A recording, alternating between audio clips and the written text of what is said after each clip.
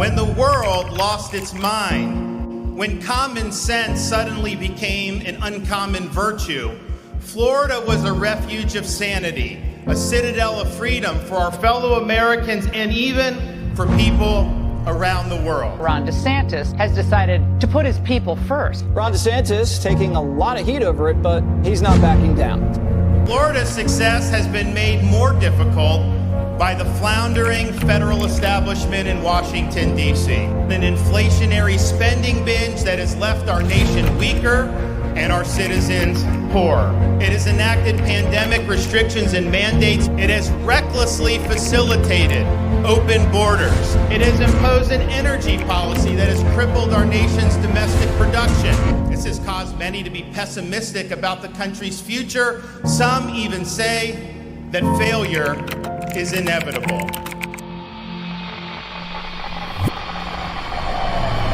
Florida is proof positive that we, the people, are not destined for failure. DeSantis wins. He has made a promise, and he's making good on the promise. Florida is leading the nation. We are the nation's fastest growing state.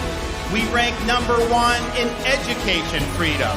We are number 1 in economic freedom. Florida also ranks number 1 in public higher education. This is a record we can all be proud of. That's why the left hates Governor DeSantis, because he's a winner. That's what the guy does. He wins. Decline is a choice.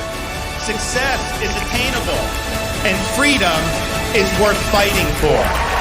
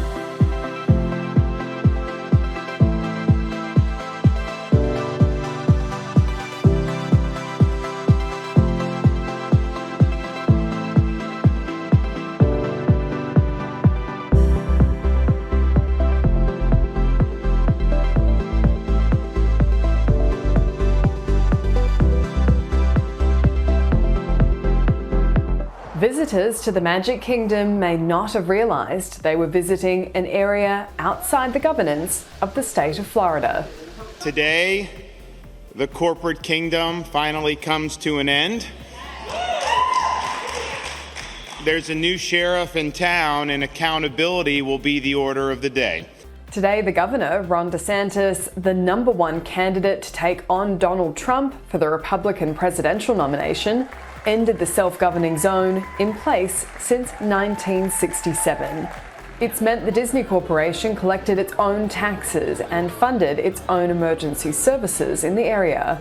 It's also meant the corporation was exempt from the Florida Building Code, the Florida Fire Prevention Code, state regulatory reviews and approvals, and enjoyed some hefty tax concessions.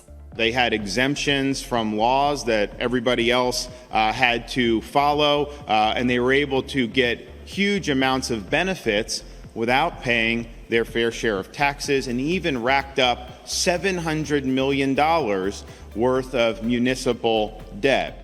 Last year, Disney took on DeSantis over laws he introduced that ban teachers discussing sexuality or gender identity with children from kindergarten to grade 3. Critics labelled the law the Don't Say Gay bill. Former Disney CEO Bob Chapek did indeed back down to internal staff outcry over the company's reluctance to condemn the bill, eventually agreeing to stop all political donations from Disney to either party in the state of Florida. Releasing a statement saying it's clear that this is not just an issue about a bill in Florida, but instead yet another challenge to basic human rights.